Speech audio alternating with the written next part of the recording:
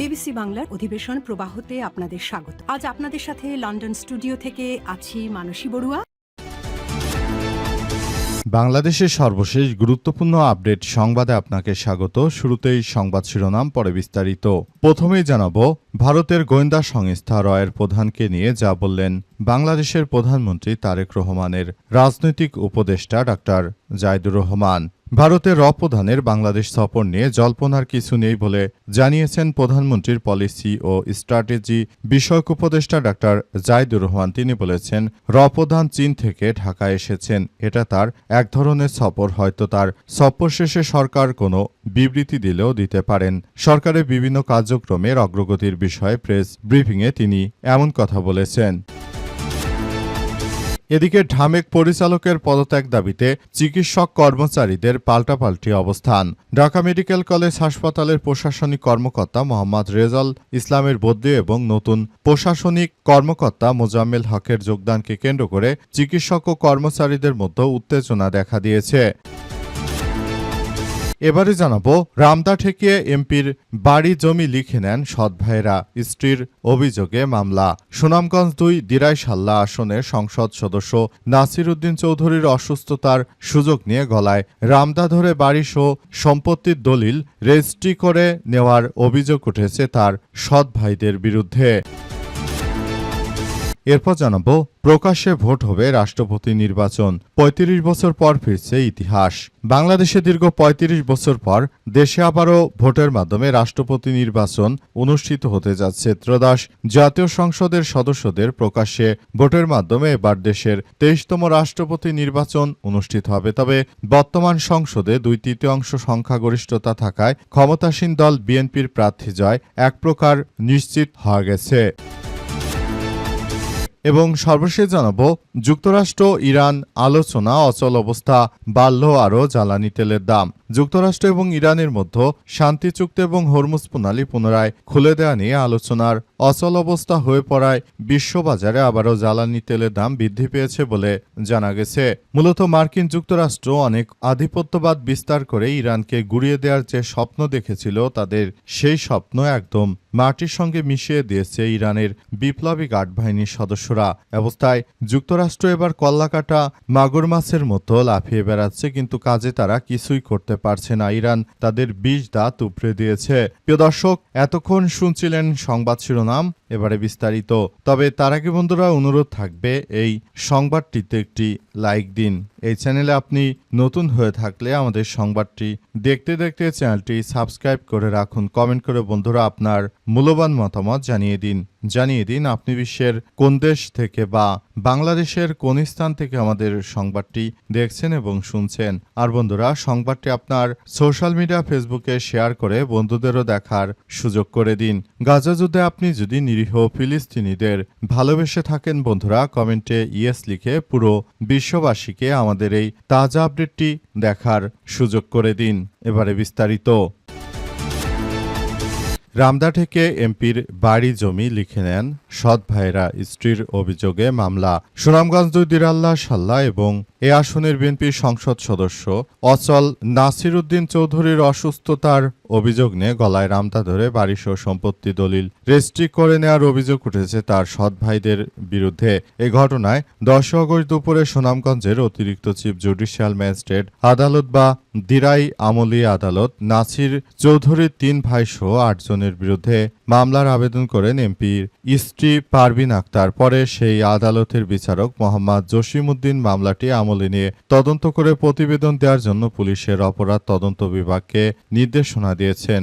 জাগো নিউজকেই তথ্য নিশ্চিত করেন আদালতের বেঞ্চ সহকারী মোহিত লাল চন্দ্র। মামলার আসামিরা হলেন এমপির নাসির উদ্দিন চৌধুরীর সৎ ভাই মঈনুদ্দিন চৌধুরী মাসুক, মিজানুর রহমান চৌধুরী এবং মোসলে উদ্দিন চৌধুরী। এছাড়াও দিরাই উপজেলার মাতারগাঁও গ্রামের মৃত নাজমুল ইসলামের ছেলে আমিরুল ইসলাম, পুরাতন কনগাঁও গ্রামের আব্দুল নূর মিয়ার ছেলে সৈফুল ইসলাম চৌধুরী, তল বাউসি গ্রামের দলিল লেখক মুজিবুর রহমান, কলিয়ার কাপন গ্রামের নাজমুল ইসলামের ছেলে তাজুল ইসলাম এবং দিরাইশাল্লা নুরুল ইসলামের মেয়ে মোহরার মমতাজ বেগমকে আসামি করা হয়েছে। মামলায় এমপিডিসি উল্লেখ করেছেন যে নাসিরউদ্দিন চৌধুরী তিনি অসুস্থ হয়ে পড়ার কারণে তার ভাইরা এই ধরনের একটি ঘটনা ঘটিয়েছে। এই ধরনের ঘটনা ঘটিয়ে তারা মূলত তার ভাইকে শুধু এভাবেই শেষ করেনি, বরং তারা আমাদের সঙ্গেও এমন কিছু আচরণ করেছে যেটা মেনে নেওয়া যায় না বলে এই কথা উল্লেখ করা হয়েছে। আরও বলা হয়েছে এই ধরনের ঘটনা কেউ যেন আর ঘটাতে না পারে সেই ব্যাপার নিয়ে সবাইকে আরও বেশি সজাগ থাকার জন্য উদাত্ত আহ্বান জানানো হয়েছে। রপ্রধানের বাংলাদেশ সফর নিয়ে যা বললেন তথ্য উপদেষ্টা। ভারতের রপ্রধান বাংলাদেশে এসেছেন, তবে তার সফর নিয়ে জল্পনা কল্পনার কিছু নেই বলে জানিয়েছেন প্রধানমন্ত্রীর পলিসি স্ট্র্যাটেজিক বিষয়ক উপদেষ্টা ডাক্তার জাইদুর রহমান। তিনি মনে করেন রপ্রধান চীন থেকে ঢাকায় এসেছে, এটা তার এক ধরনের সফর। হয়তো তার সফর শেষে সরকার কোনো বিবৃতি দিলেও দিতে পারে। সরকারের বিভিন্ন কার্যক্রমের অগ্রগতির বিষয়ে প্রেস ব্রিফিংয়ে তিনি এসব কথা জানান। এসএসসি ও সমমানা পরীক্ষার্থীদের পাশের হার কমার বিষয়ে সংবাদ সম্মেলনে ডাক্তার জাইদুর রহমান বলেছেন, এবার জিপিএ 5 এবং পাশের হার কমেছে। যেন তেনভাবে নম্বর দেওয়া এবং পাশ করানোর প্রবণতা ছিল। একই সময়ে সরকার শিক্ষার মানের দিকে খেয়াল রাখবে, সেটি প্রথমেই জানান দেওয়া হয়েছিল। জ্বালানি তেল সরবরাহের বিষয়ে তিনি মনে করেন দেশে নিরবিচ্ছিন্ন ও নিরাপদ জ্বালানি তেল সরবরাহ নিশ্চিত করতে বেসরকারি পর্যায়ে পরিশোধিত জ্বালানি আমদানিপূর্বক সংরক্ষণ, পরিবহন ও বিতরণ ও বিপণন নীতিমালা 2026-এর খসড়া প্রণয়নের উদ্যোগ নিয়েছে সরকার। প্রস্তাবিত নীতিমালা প্রণয়নের মূল উদ্দেশ্য হল দেশের জ্বালানি নিরাপত্তা নিশ্চিত করা এবং নিরবিচ্ছিন্ন সরবরাহ বজায় রাখা। এছাড়াও একটি স্বচ্ছ ও প্রতিযোগিতামূলক ব্যবস্থা গড়ে তোলার মাধ্যমে জরুরি বা সংকট চলাকালীন পরিস্থিতি বিদ্যমান সরকারি ব্যবস্থার পাশাপাশি বেসরকারি খাতের অবকাঠামো ও বিনিয়োগ সক্ষমতাকে জাতীয় স্বার্থে এই নীতিমালার লক্ষ্য। এই নীতিমালার মাধ্যমে কাউকে বিশেষ সুবিধা দেওয়ার কোনো সুযোগ নেই বলে দাবি করেন তিনি। কিন্তু যদি বেসরকারি হাত, বিশেষ করে বাংলাদেশে যদি বসুন্ধরার গ্রুপের মতো ব্যক্তিদের কাছে বাংলাদেশের জ্বালানি আমদানির বিষয়গুলো চলে যায়, সেক্ষেত্রে তারা যে কোনো সময় চাইলে এই সিন্ডিকেট করে তারা বাংলাদেশের মধ্যে এক বড় ধরনের সমস্যার সৃষ্টি করতে পারে। বিষয়গুলো বর্তমান সরকারের কোনো দায়িত্বশীল ব্যক্তিরা কি ধরনের কথাবার্তা বলতে শুরু করেছে। এভাবে যদি চলতে থাকে তাহলে তো এই দেশ আবারও ভবিষ্যতে একটি সংকটের দিকেই ত্বরান্বিত হবে। এক্ষেত্রে বর্তমান সরকার যে কি স্ট্র্যাটেজি নিয়ে চলা শুরু করেছে সেটি আসলে আমরা বুঝতে পারছি না। ঢামেক পরিচালকের পদত্যাগের দাবিতে চিকিৎসক ও কর্মচারীদের পাল্টাপাল্টি অবস্থান। ঢাকা মেডিকেল কলেজ হাসপাতালের প্রশাসনিক কর্মকর্তা মোহাম্মদ রেজাউল ইসলামের বদলি এবং নতুন প্রশাসনিক কর্মকর্তা মোজাম্মেল হকের যোগদানকে কেন্দ্র করে চিকিৎসক ও কর্মচারীদের মধ্যে উত্তেজনা দেখা দিয়েছে। চিকিৎসক ও শিক্ষার্থীদের একটি পক্ষ হাসপাতালের পরিচালক ব্রিগেডিয়ার জেনারেল আসাদুজ্জামানের পদত্যাগ দাবি করে তার কক্ষে অবস্থান নিয়েছে। অন্যদিকে তৃতীয় ও চতুর্থ শ্রেণীর কর্মচারীরা তাদের সহকর্মী মোহাম্মদ হানিফকে মারধরের অভিযোগের বিচারের দাবিতে পরিচালকের কাছে স্মারকলিপি দিতে এসে অবস্থান নিয়েছে। আজ দুপুরে ঢাকা মেডিকেল কলেজ হাসপাতালের প্রশাসনিক ব্লকে গিয়ে এমন চিত্র দেখা গেছে। সময় হাসপাতাল এলাকায় অতিরিক্ত পুলিশ মোতায়েন করা হয়। দুপুর 12টার দিকে চিকিৎসক ও শিক্ষার্থী একটি দল হাসপাতালের পরিচালকের কক্ষে প্রবেশ করে দফা 1 দাবি 1 পরিচালকের পদত্যাগ স্লোগান দিতে থাকেন। পরে তারা পরিচালকের কক্ষে অবস্থান নেন। প্রশাসনিক কর্মকর্তা রেজাউল ইসলামের বদলি এবং তার পরিবর্তে নতুন কর্মকর্তার যোগদানকে কেন্দ্র করে কয়েকদিন ধরেই হাসপাতালটিতে উত্তেজনা বিরাজ করছিল।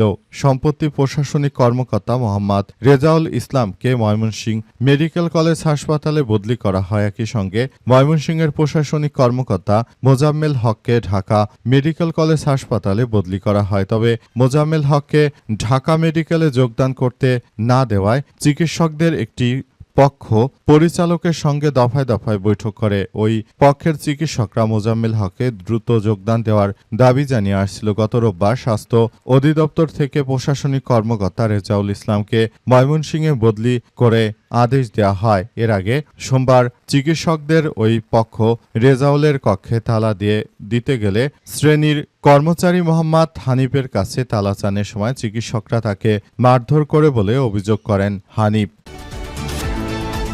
প্রকাশ্যে ভোট হবে রাষ্ট্রপতি নির্বাচনে ৩৫ বছর পর ফিরছে ইতিহাস। বাংলাদেশে নতুন করে এক বিপর্যয়কর পরিস্থিতি থেকে বেরিয়ে আসার মধ্য দিয়ে দেশটাকে সুন্দর ও সমৃদ্ধির পথে এগিয়ে নিয়ে যাওয়া হচ্ছে বলে এমন কথা জানা যাচ্ছে। অবস্থায় বাংলাদেশটা একটি ভালো অবস্থানের মধ্য দিয়ে এগিয়ে যাক সেই প্রত্যাশা থাকবে আমাদের সবার এবং আমরা বিষয়গুলোকে খুবই গুরুত্ব সহকারে মনে করি। বাংলাদেশে ৩৫ বছর পর এবার প্রকাশ্যে নির্বাচন হবে এবং এই নির্বাচনের মাধ্যমে বর্তমান সময়ে যেন বর্তমান সরকার ভোটের কার্যক্রম চালিয়ে যেতে পারে সেজন্য তারা কার্যক্রম চালিয়ে যাচ্ছে। বর্তমান বিএনপি সরকার ক্ষমতা আসার পর থেকেই তারা এই বিষয়গুলোকে খুবই গুরুত্ব সহকারে দেখছে। বর্তমান সময়ে সরকার আসলে চাইলে অনেক কিছু করতে পারে, এটি আসলে কোনোভাবেই আমরা বিষয়গুলোকে খারাপের দিকে নিয়ে যেতে পারি না। বর্তমান সময়ে রাষ্ট্রপতি নির্বাচন নিয়ে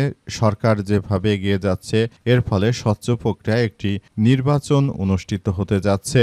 এই নির্বাচন দেশের জন্য খুবই গুরুত্বপূর্ণ একটি ইস্যু হিসেবে দাঁড়িয়েছে।